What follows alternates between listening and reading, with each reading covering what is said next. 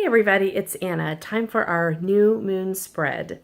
So the new moon is the time when we are done with our resting and we're ready to move into more active energy. This is the time to start naming your manifestations you want to create and start moving into active energy to create them. So hopefully you've been resting for the last 2 weeks and you feel ready to move forward. So I drew 5 cards and I asked questions of each one of them. So the first question I asked is, what do we need to know about this full moon season? And I pulled the 3 of Wands. This card has been showing up for me a lot personally lately. You can see this card has a man standing on a seashore, and he's looking out at these boats that are coming to the shore, and I have the feeling that he called the boats. These are his ships are coming in, so he's standing there ready to greet them. The 3 is the number of growing momentum, so this suggests that he has started something, and now it's getting bigger and stronger. Wands are attached to the element of fire. They're about passion and inspiration and confidence. So this suggests that he's had this dream or vision and he's begun to gather around himself the resources he needs to make this happen. So this is a great card for the new moon, right? Because the new moon is about starting something new. This says your resources are gathering, what you've asked for is showing up. So it's time for you to decide if you're gonna do this or not.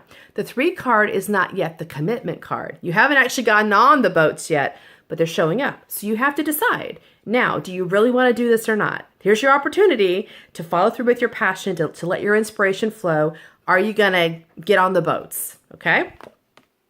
The next question I asked is what challenges we might face during the new moon. And I pulled the 2 of Pentacles. You can see this fella is standing on a seashore and he's juggling 2 coins, which are the pentacles. Pentacles are connected to the physical realm. So they're about physical health and they're about abundance and material wealth. And the juggling here is about creating balance.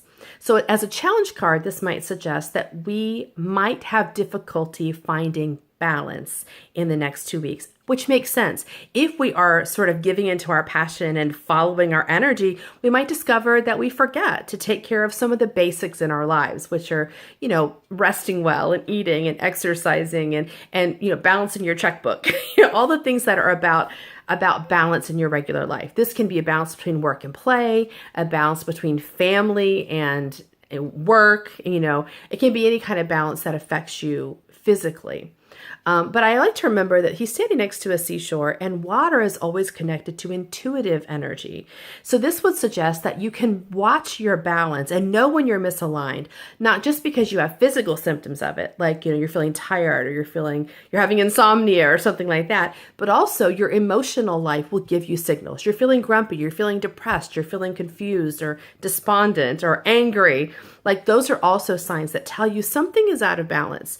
So in the next 2 weeks, as you're pursuing your inspiration, pay attention to the signs your body's giving you and the signs your emotions are giving you and make the necessary adjustments. You'll be in better shape at the end of the 2 weeks. You'll get more accomplished if you can take the time to pay attention to your physical well-being. Okay, so the next 3 cards I picked are all about action steps that can help us make the most of the next 2 weeks. The first card I picked is a major arcana card. It is the Lovers. So people often think of this obviously as a couples card, and it does have the man and woman on it. And they are often connected to the story of the Garden of Eden. That's kind of the way it's drawn. The Garden of Eden is about more than partnership, though. It's about living in integrity. And this is a 6 card, which is all about integrity, living in alignment with your own inner truth and inner wisdom, and not compromising that because of somebody else's perspectives for ideas. So the Garden of Eden, of course, is the story of how the serpent tempts the people to go against their God and they get kicked out of the garden. But the way we look at it in our current lives is knowing who you are called to be and what matches you, and not letting other people's ideas or perspectives persuade you to abandon your truth. That means, as an action step, this could suggest that we pay attention to the people around us who are tempting us to not be ourselves, to cover up ourselves, or to hide our truth, or to compromise our truth in any way because they are not comfortable with it or they don't get it, okay? And instead, stay true to ourselves, knowing that as we become more and more integrated, which means more and more of a piece in ourselves, we do draw to ourselves the right partners. If you are not integrated and living your true life, people can't find you. Your real people, your real tribe can't find you. So this could be an action step for this week, is trying to figure out what is your truth and how can you live it more and more powerfully, and eliminate the people who don't help you do that. The second card, which is an action step, is the Two of Wands reversed. So you can see this card, we had the Three of Wands earlier. Okay, so the Two of Cards is backwards in the trajectory. Here, in the Three of Cards, Three of Wands, the guy was standing on the seashore, right? He's seeing the ships come in. Well, here, the guy is still at home. He's holding a globe in his hand. He's looking at the sea, but he hasn't left home yet. So this implies an earlier stage of planning, like you're dreaming about the trip, but you haven't called in the ships yet, right? So the reversal of the card suggests that maybe an action step we need to avoid is backing up. Like, don't back up into the contemplative stage. You've already called your ships in. The resources are coming. It's not time to back up and think about it some more. Now it's time to decide if you're taking action.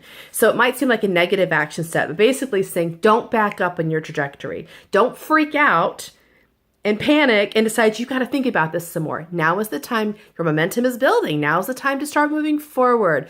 Don't second guess yourself. You don't have to go back to the drawing board on this one. And our final action step card is another major arcana card. It is the Fool reversed. So upright, the Fool card is about, it's the holy fool. It's the person who lives in unlimited potential. And because they believe in magic, they evoke it everywhere they go. They don't plan things. They just step out into the world, trusting the universe will take care of them. And here you can see he's just about to step off a cliff, not even worried about it. He knows that someone will rescue him. So this is a 0 card in the major arcana, which means it doesn't have a place in the trajectory. It's a floater. So the Fool goes along with you through the entire journey. You need the Fool's faith to complete all the areas of your journey. So it's a good card. It's a major arcana card. It's about big life lessons. So trusting the universe, believing in magic and all that stuff, which is good. But now the reversal of the card suggests that sometimes we claim we're being faith-filled when really we're choosing to be foolish. Like we're not looking at a situation the way we need to. So it is one thing to, to look at things and say somehow it's going to work out and to trust it and move on. It's another thing to know something is wrong, know something is messed up around you, and to pretend like you don't see it, to put on the rose-colored glasses because you simply don't want to take responsibility for what's in front of you. So this is an action step would be, don't rely on the universe or your faith to deal with actual problems that are presented to you. It's not that difficult to clear out blocks. It's really not that difficult to clear wounds. Your soul is a master at this. It's no problem at all. But where we fall is usually in trying to not see them, which is the Fool reversed.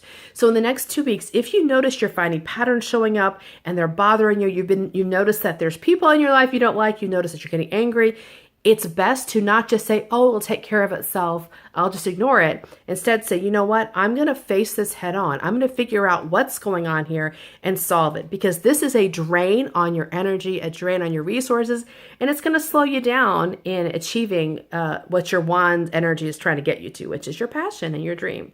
And if you need help with this, of course, you can always reach out to me. I am really good at figuring out what's getting you stuck and getting it moved for you. So I hope that's a helpful spread for you for this new moon. I know it speaks directly to stuff I'm going through right now. And I would love to hear in the days ahead how it opens up for you. So have a lovely 2 weeks, and I'll see you next time for our full moon. Bye.